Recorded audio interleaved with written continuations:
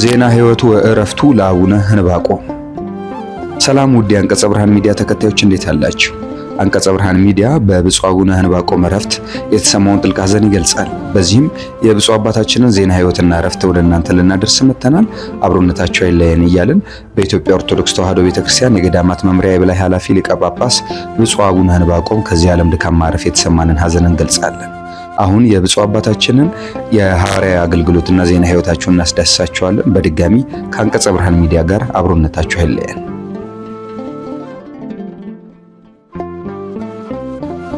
ብፁዕ አቡነ ሕንባቆም ማን ነበሩ? የብፁዕ አቡነ ሕንባቆም በቀድሞ ስማቸው ጸባቴ ተክለ ሐዋርያት ባሳዝነው ዜና ሕይወት።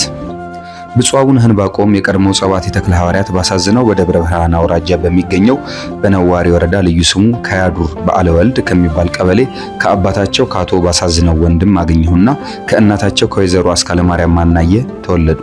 እድሜያቸው ለትምህርት እንደደረሰ በዚሁ አካባቢ ወደሚገኘው ወደ ብስራት ዜና ማርቆስ ገዳም በመሄድ ፊደል መቁጠር እንደጀመሩ ወደ ስቃ መድኃኔዓለም ገዳም በመሄድ ደግሞ ቅኔና ትርጓሜ መጻሕፍትን ከሚያስተምሩት ከታላቁ ምሁር ከመምህር አባ ዘካርያስ ኃይለማርያም ዘንድ ዛሬ ብፁዕ አቡነ ቀውስጦስ ከፊደል ጀምሮ ንባብ ከነቃል ትምህርቱ ተምረዋል።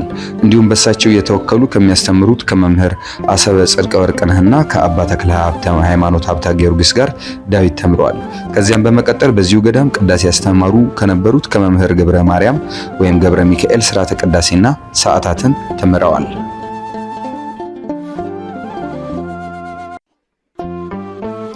ብፁዕ አቡነ ሕንባቆም በቀድሞ ስማቸው ጸባቴ ተክለ ሐዋርያት ባሳዝነው በደብረ ሊባኖስ ገዳም ግንቦት 12 ቀን ከብፁዕ አቡነ ማርቆስ የጎጃም ክፍለ ሀገር ሊቀ ጳጳስ ማዕረገ ዲቁናን ከተቀበሉ በኋላ በዚሁ በሰቃ መድኃኔዓለም ገዳም ከማህበረ ገዳሙ አንድነት ገብተው ትምህርታቸውን እየተከታተሉና እያጠናከሩ በዲቁና ስራ ከልዩ ልዩ ተልእኮ ቀናት የተላበሰ መንፈሳዊ አገልግሎትን በተገቢው መንገድ ሲያበረክቱም ቆይተዋል። አሁንም መንፈሳዊ ዕውቀታቸውን ለማዳበርና ለማካበት ወደ ታላቁ ስመጥር ገዳም ወደ ደብረ ሊባኖስ በመሄድ ከታላቁ መንፈሳዊ የድጓ መምህር ከሆኑት ከየኔታ መርአዊ ሳህለ ሚካኤል ጾመ ድጓ ከነቃል ትምህርቱ ተምረዋል። ይሁን እንጂ እዚሁ ትምህርት ቤት ገበታ ላይ እንዳሉ መንፈሳዊ የትምህርት ቀናት ስለገፋፋቸውና ስላነሳሳቸው ወደ ጎጃም ክፍለ ሀገር ሄደው በደንበጫ ቅዱስ ሚካኤል ቤተክርስቲያን በቅኔ መምህርነት ተመድበው ከሚያስተምሩት ከመምህር ብዙአየሁ አሰጌ ዘንድ ቅኔ እየተማሩ እስከ ሥላሴ ቅኔን ቆጥረዋል። ከዚያም ወደ በጌ ምድር ጉዟቸውን በማቅናት ደራና ፎገራ ከሚባለው አካባቢ በእማሻንኮሩ ቅዱስ ጊዮርጊስ ቤተክርስቲያን ከመምህር ተቋመ ወርቅ ዘንድ ከአንድ ዓመት በላይ ቆይታ በማድረግ የጀመሩትን የቅኔ ትምህርት ተከታትለው ከተቀኙ በኋላ ቀድሞ ወደ ቆዩበት ደብረ ሊባኖስ ገዳም ተመልሰዋል። ከዚያም በመቀጠል በዚሁ ደብረ ሊባኖስ ገዳም ከመምህር ወልደ ገብርኤል ያለው ዘንድ ዝማሬ መዋዕሲት በሚገባ ተምረዋል። በዚሁ ትምህርት ቤት አቋቋም እየተማሩ እንዳሉ ገዳማዊ ሕይወት ለመኖር በዚሁ ታላቅ ገዳም ከማህበረ ገዳሙ አንድነት ገብተው በአርድእትነት 1 ዓመት፣ ጫገላ አማኑኤል በቅዳሴ 1 ዓመት በሌላም አገልግሎት ተመድበው ብዙ ፈተናን ታግሰው በማሳለፍ አገልግሎት ሰጥተዋል። በአጠቃላይ በቤተክርስቲያን አገልግሎት በኩል በጸባቴነት ስራ እስከተመደቡበት ወቅት ድረስ ደረጃ በደረጃ ቀና መንፈሳዊ አገልግሎትም አበርክተዋል።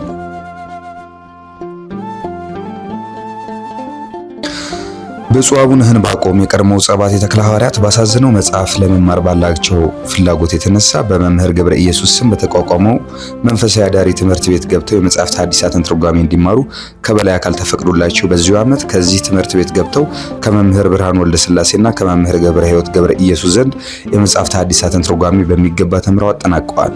ከዚህ በመቀጠል ማዕረገ ምንኩስና በዚሁ ገዳም ተቀብለው ከዚያ ማዕረገ ቅስናን በዚሁ ዓመተ ምህረት ከብፁዕ አቡነ ሳዊሮስ ተቀብለዋል። ከብፁዕ አቡነ ዮሴፍ ዘንድ ደግሞ ቁምስናን ተቀብለዋል። ጸባቴ ተክለ ሐዋርያት ባሳዝነው ይህን ታላቅ መንፈሳዊ ዓላማ በቸልተኝነት ሳይሆን በቅንነት ተቀብለው የሞግዚትነት ስራን ጨምር ይዘው ምክትል ሆኖ በማስተማር ደቀ መዛሙርቱን በማስቀጸል ተግባር ላይ እንዳሉ በብፁዕ ወቅዱስ አቡነ ጳውሎስ ፓትርያርክ ርዕሰ ሊቃነ ጳጳሳት ዘኢትዮጵያ ሊቀ ጳጳስ ዘአክሱም ወዕጨጌ ዘመንበረ ተክለ ሃይማኖት መልካም ፈቃድ ሰኔ 10 ቀን 1994 ዓመተ ምህረት ለታላቁ ደብረ ሊባኖስ ገዳም አስተዳዳሪ ጸባቴ ሆነው ተሾሙ። በዚሁ ገዳም ተሾመው ይህን ታላቅ ኃላፊነት ከተረከቡ ጀምሮ በገዳሙ ውስጥ ብዙ የልማት ስራዎች ስራዎችን እንዲሰራና እንዲስፋፋ አድርገዋል። ጸባቴ ተክለ ሐዋርያት ባሳዝነው ባበረከቱት መንፈሳዊ አገልግሎት በቤተክርስቲያን ትምህርታቸውና በመንፈሳዊ ሕይወታቸው ብቃታቸው ተመዝነው ሐምሌ 9 ቀን 1997 ዓ.ም በተደረገው የጳጳሳት ምርጫ ከሌሎች እጩ ቆሞሳት ጋር ተወዳድረው የድምጽ ብልጫ ስላገኙ የደቡብ ኦሞ ሀገረ ስብከት ጳጳስ ሆነው እንዲሰሩ በኢትዮጵያ ኦርቶዶክስ ተዋሕዶ ቤተክርስቲያን ቅዱስ ሲኖዶስ ተመርጠዋል። ከዚያም በኢየሩሳሌም የኢትዮጵያ ገዳማት ሊቀ ጳጳስ ሆነው አገልግለዋል። ሕይወታቸው እስካለፈበት ዕለትም በኢትዮጵያ ኦርቶዶክስ ተዋሕዶ ቤተክርስቲያን የገዳማት መምሪያ የበላይ ኃላፊ ሊቀ ጳጳስ በመሆን እያገለገሉ ነበር። ብፁዕ አባታችን አቡነ ሕንባቆም ዘርፈ ብዙ አገልግሎት ከሰጡበት ደቡብ ኦሞ ሀገረ ስብከት ደግሞ የተሰጠ የሐዘን መግለጫ አለ። በዚያም በሀገረ ስብከቱ የሰጡትን የአገልግሎት ትሩፋት እንመለከታለን። ወደ ተከታታዮች የብፁዕ አቡነ ሕንባቆምን ዜና ሕይወቱ እረፍቱ የሚል ዝግጅት ላይ ነው እየተከታተላችሁ የምትገኙት። በዚህ በብፁዕ አባታችን እረፍት አንቀጸ ብርሃን ሚዲያ እና ሰንበት ትምህርት ቤት የተሰማትን ሐዘን ትገልጻለች። አሁን ደግሞ ብፁዕ አባታችን በደቡብ ኦሞ ሀገረ ስብከት ያበረከቱትን ዘርፈ ብዙ አስተዋጽኦ የሚመለከቱን ጥንቅር ቀጥሎ እናስደምጣችኋለን። መርሃ ግብሩን ላይክ፣ ኮሜንት፣ ሰብስክራይብ፣ ሼር እያደረጋችሁ አንቀጸ ብርሃን ሚዲያን እየተወዳጃችሁ አብሮነታችሁ እንዳትለዩን እንጠይቃለን። የብፁዕ አቡነ ሕንባቆም የደቡብ ኦሞ ሀገረ ስብከት ሐዋርያዊ አገልግሎት። የደቡብ ኦሞ ሐዋርያና የወንጌል ፋና በኢትዮጵያ ኦርቶዶክስ ተዋሕዶ ቤተክርስቲያን ታሪክ ውስጥ በዘመናችን የታዩ ሐዋርያ አባቶችን ስናነሳ የብፁዕ አቡነ ሕንባቆም ስም በወርቅ ቀለም የሚጻፍ ነው ይላል ከደቡብ ኦሞ ሀገረ ስብከት የወጣው መግለጫ። ብፁዕነታቸው በ1998 ዓመተ ምህረት በመንፈስ ቅዱስ መሪነት የጵጵስና ማዕረግ ተቀብለው ወደ ደቡብ ኦሞ ሀገረ ስብከት ከተመደቡበት ዕለት ጀምሮ ምድሪቱን በወንጌል ብርሃን የቀየሩ እውነተኛ የክርስቶስ እንደራሴ ናቸው። ብፁዕ አባታችን ጂንካ ሲደርሱ ያጋጠማቸው ፈተና ቀላል አልነበረም። ሆኖም ግን እረኛ በጎቹን ፍለጋ ዱር ለዱር ይንከራተታልና እርሳቸውን በ16ቱም ብሔረሰቦች መንደር ለመድረስ ያረገጡት መሬት የለም ሲል ብፁዕ አቡነ ሕንባቆም በሀገረ ስብከቱ ያበረከቱትን ሰፊ የወንጌል አበርክቶ የደቡብ ኦሞ ሀገረ ስብከት ይገልጻል። መንገድ አልባ ጉዞ፣ መኪና በማይገባባቸው ስርጥና ጫካዎች ውስጥ መኪናዎችን ትተው በእግራቸው ተጉዘዋል። እግራቸው እስኪነፈርቅና እስኪዝል ድረስ በደቡብ ኦሞ ወላፈን ውስጥ ነፍሳትን ፍለጋ መንከራተታቸውን ያስገነዝበናል።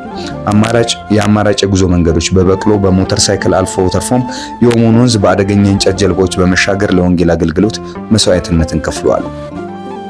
ብፁዕ አቡነ ሕንባቆም ወንጌልን የሰበኩት በቃላት ብቻ ሳይሆን በሕይወት ምሳሌነት ጭምር ነው።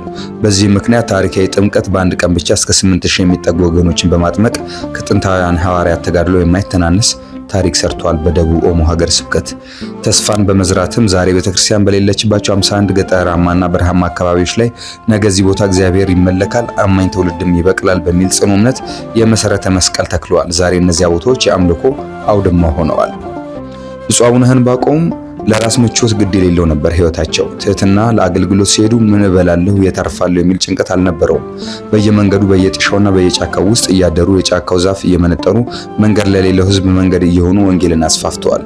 ተቋማዊ ልማትንም አጠናክረዋል። በደቡብ ኦሞ ብቻ ከ50 በላይ አብያተ ክርስቲያናትን ያሳነጹ ሲሆን በመቶዎች የሚቆጠሩ ዲያቆናትን፣ ካህናትንና መነኮሳትን በማፍራት የሀገረ ስብከቱን መዋቅር አጠንክረዋል። ቅዱስ ጳውሎስ ዕለት ዕለት የሚያስጨንቀኝ የአብያተ ክርስቲያናት ነገር ነው እንዳለ የአቡነ ሕንባቆምም ትልቁ ጭንቀት የደቡብ ኦሞ አብያተ ክርስቲያናት ነበሩ። ለአስቸኳይ ስብሰባ ወደ አዲስ አበባ ሲመጡ እንኳን ቆይታቸው ለቅጽበት ነው። ሲመለሱ ግን መኪናቸውን በንዋያተ ቅዱሳት መጻሕፍት፣ አልባሳትና መገልገያዎች ተሞልቶ ነበር። እነዚህ ንዋያት ለገጠር አብያተ ክርስቲያናት በማከፋፈል እርቃንን በመሸፈን አገልግሎትን አስፋፍተዋል። ብፁዕ አቡነ ሕንባቆም ለደቡብ ኦሞ ሕዝብ መሪ ብቻ ሳይሆኑ ከጨለማ ወደ ብርሃን የተሻገሩበት ድልድይ ናቸው። በትንሽ በትልቁ በገጠርና በከተማ በሚኖረው ምዕመን ዘንድ ተወዳጅና ተናፋቂም አባት ሆነው ኖረዋል። የታሪክ አሻራቸው በደቡብ ኦሞ ተራሮችና ሸለቆች ላይ ለዘላለም ታትሞ ይኖራል። በረከታቸው ይደርብን ሲል የደቡብ ኦሞ ሀገረ ስብከት በብፁዕ አቡነ ሕንባቆም ዕረፍት እና የተሰማውን ሐዘን በሚገልጽበት ጽሑፉ የብፁዕ አቡነ ሕንባቆምን የዜና ሕይወታቸውን በሀገረ ስብከቱ ያበረከቱትን ሐዋርያዊ ተጋድሎ መስክሯል።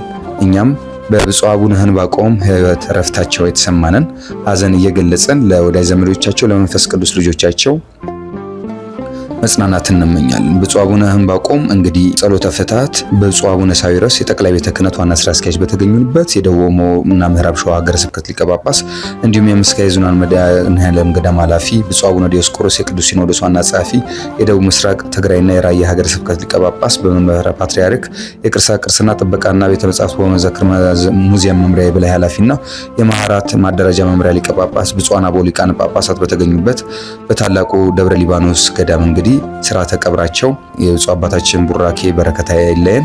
ለቤተሰቦቻቸውና ለወዳጅ ዘመዶቻቸው መጽናናት እንመኛለን። ቆየን።